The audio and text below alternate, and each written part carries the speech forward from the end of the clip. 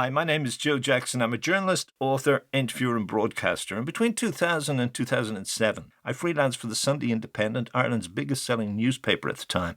But frankly speaking, I was no fan of the newspaper in its most recent incarnation because I felt it too often went for the lowest common denominator, specifically in terms of sex and sensationalism and shallow living. And so I was delighted when, during my negotiations with its deputy editor, Anne Harris, she said she wanted me to do much the same Joe Jackson interview I'd been doing for a decade with the Irish Times. And we agreed that I should track down in particular people who'd gone through dark periods and not only survived, but in some cases had epiphanies which, ideally, might help to illuminate the lives of our readers. As it transpired, I'd always been thus inclined when it came to the telling of stories. I also felt that during the so-called Celtic Tiger era in Ireland, it might help if I reminded readers now and again that there's more to life than the quest for material acquisition, such as spiritual growth, for example. Yeah, I know, all of this may sound precious and stupid and po-faced, but to quote Elvis, baby, I don't care. Either way, what follows is one of those interviews. And by the way, in mid-2020, as the world slid deeper into the shadow of the growing COVID-19 pandemic, I put together the best of these interviews in an ebook called From Darkness to Light. It's available from all ebook outlets, and some of my articles are on my website, joejacksoninterviewer.com. Enjoy the podcast. Saw that picture of you, I think Frankie Jr., your mom and your dad in LA looking over a lake. And that looked very much, was that set up for the press or was that the real thing? Were you all really happy at that point? That was the real thing. It ended up being a photo piece. But yeah, we were dressed up because it was a publicity shot. But the real thing was that family life there. We just didn't dress like that. We were out on the boat, the lake. But it looks pretty idyllic, Nancy. It looks like it was. The lake was stocked with fresh fish all the time. We would go fishing. We had a sailboat and a kayak, and it was a great way to grow up as a child, Were you personally, I know about the loneliness when you were a kid, but when your dad finally left and did set up with Ava, even though you were stunned by her beauty, were you hurt deeply by that? No, I was hurt for my mother, but she made me understand that sometimes people get married and sometimes the marriages don't last. Your mom did? Uh-huh. All right. But you still went for marriage yourself relatively young to Tommy Sands. Yeah, I was very stupid. I was heading for music studies in college and going for a music major at the University of Southern California, which is a wonderful school. And I fell in love and left college to be married because he was traveling on the road, and I was very stupid. If I could change anything in my life, it would be that. But didn't your daddy say when you called him, he said, "Chicken, if this is what you want, does he make you happy? Go for it." Yes. So he thought it was right for you too. Well, I think he was majorly disappointed. I think he wanted me to stay in school and graduate. Because I know your father had a great, I've heard him say it in talks, he put a great value on education. And the fact that he didn't have one. Yeah. And he was so proud of me when I got into college. All right, okay, yeah. So, yeah, I am sure I let him down. But you also started your own career, which it's wonderful to read that your dad didn't want rock, or Mo Austin didn't want rock at first. And then you came along and made that hit for them. Well, Dean Martin had the first number one. Yeah. For Reprise. But I had some number ones around the world for Reprise. So I felt confident that I was okay with the leg up that my dad gave me, because he's the one who said, I'll go ahead and do a recording session and make sure that you pay for it, meaning that you sell enough records that we're not in the hole. Yeah. And, I couldn't do it here in this country, but I managed to make it through with what happened in Britain and Australia and Japan and Germany and a few other places. On those first sides. Those very first e-boots recordings. But I love the story about Boots, where the guy tells you to, you're divorced, you've lost your virginity. Will you put some bite into this, Nancy? Stop being so nice. Yeah, stop being Miss Nice Boots. Stop trying to be a virgin or whatever it was. Lee Hazelwood. He's still just that same way. He's as cantankerous as ever. Matter of fact, we did an album last year called Nancy and Lee 3. It's available via internet. Oh, good. Don't have that. I'll get it. Right. Okay. And how was he still the same? Yeah, we're just 30 years older. Imagine that. We hadn't done an album since '72, and we recorded this one in 2002 and 3, and then it came out in 2003 down in Australia and New Zealand on Warner Brothers. But wasn't he right to tell you to put bite in your voice? Well, yeah, because that's, to me, I mean, that's what grabbed me as a boy. I thought it was very sexy. I thought, very assertive, very strong. This is a woman you wouldn't mess with, apart from her daddy. This woman would walk all over you. Yeah. Well, that was done with humor, Oh, absolutely. Yeah. And the fashion helped a lot, the fashions of the day, and the fact that I had been to Mary Quant's on Carnaby Street and all right, and seen the miniskirt and the boots and brought them home here. It all changed fashion and well, the 60s were the most delightful, hateful, prolific, confused decade. I mean, that was really, aside from the Great American Songbook of the 30s and 40s, the 60s really is the most memorable musically, don't you think? I do. I also think your dad, because I remember watching those TV shows with my dad when you were on, and your dad would be breaking into Ode to Billy Joe, and he was trying his damnedest, and he did for the rest of the 60s, to tune in. While you were recording similar material, which to me was very strange. Well, he also took songs from my records, which thrilled me. Yeah. Call Me. He did Bang Bang. That's right. Yeah. He did This Town. Yeah. There was a handful of songs that he loved my versions of, so he did them himself. And would he have seen something like Sugar Town as a drug song? I told him but he sensed it. I don't know. In his day, it was marijuana on the band bus. Yeah. But that kind of stuff, and some. He didn't do that. He would rather have a shot of whiskey, but.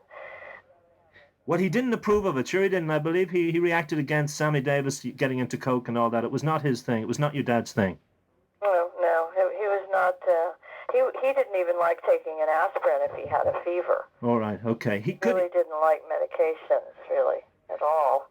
Your marriage to Tommy fell apart in the early 60s, didn't it? And that's a very moving part in the book, where he seems to just fall apart. That was a very sad ending. I was stupid. See, I had blinders on. I lived this fairy tale life of the little girl in the nice house on the lake, and I didn't realize what was going on with Tommy. I felt so, in retrospect, I felt so remiss, and at the very least remiss, but so guilty that I didn't spot it. But at 20 years old, I was just naive. I was simply naive. I didn't understand.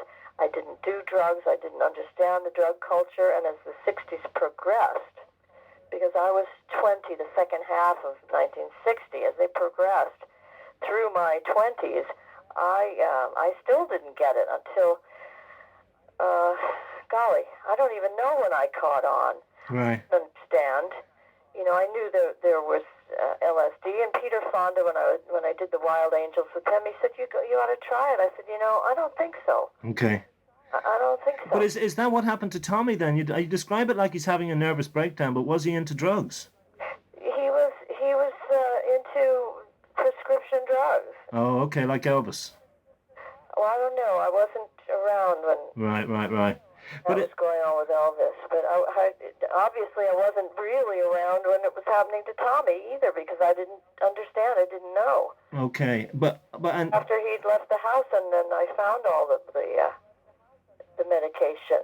But that must have been a personally hard time for you. You have a lovely image of going back to your mother and crying in the family home and thinking, look, and your dad calling you and saying, I know you're going through pain, but it will pass. My dad actually came there. He held my hand, and he said those words to my face.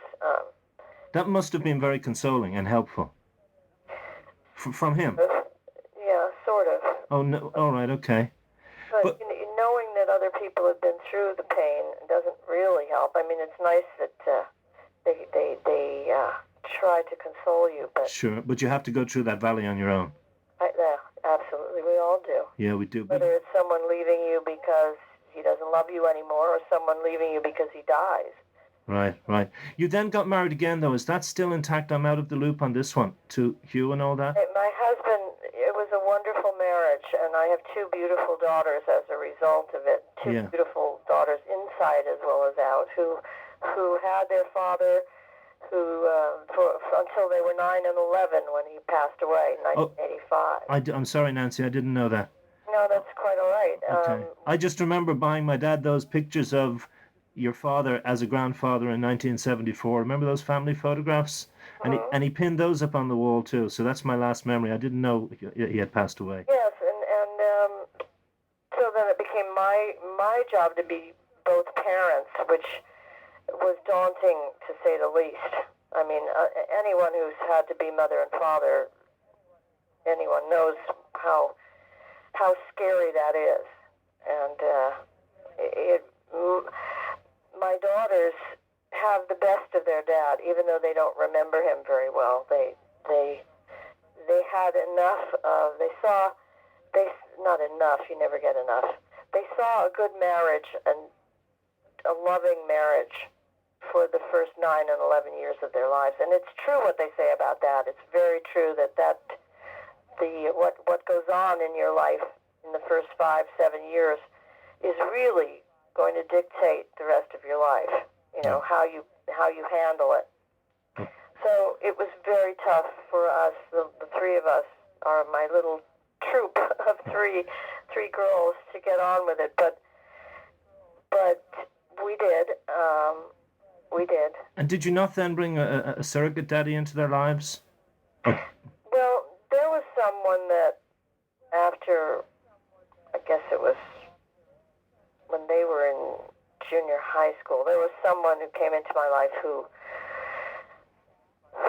filled a gap, but it wasn't to be. It didn't work. So in the long run, it may have hurt my kids more than helped them, because once again they saw somebody leave.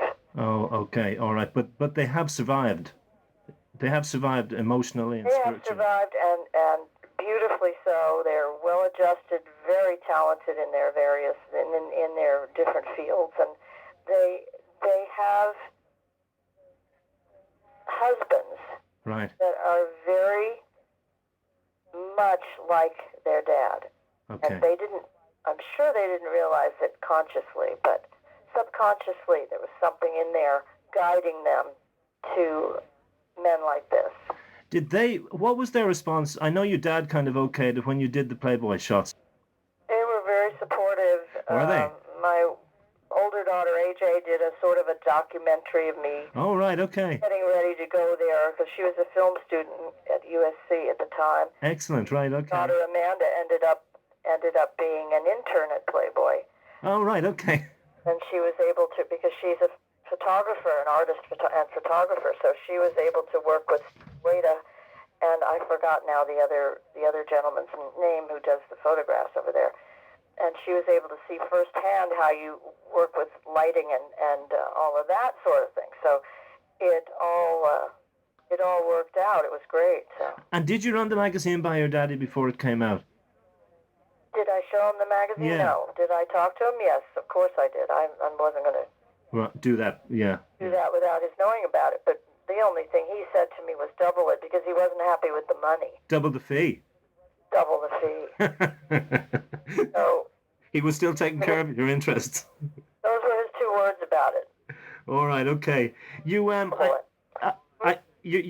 I mean, is there any way you can fill the void after he died? It must have been the darkest time of your life.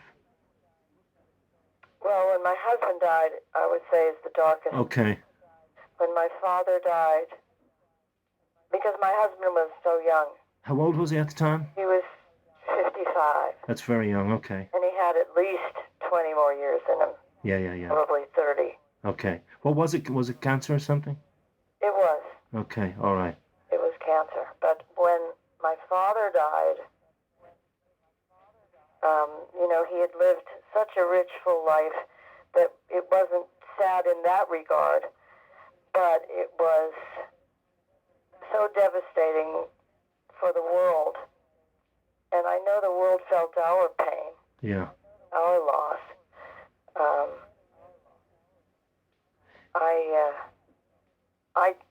I still haven't dealt with it. Okay. Not really. I still have trouble. I don't play his albums. I think I've played one album since 1998. Which one was it? The concert Sinatra, only because I wanted to. Here's Soliloquy.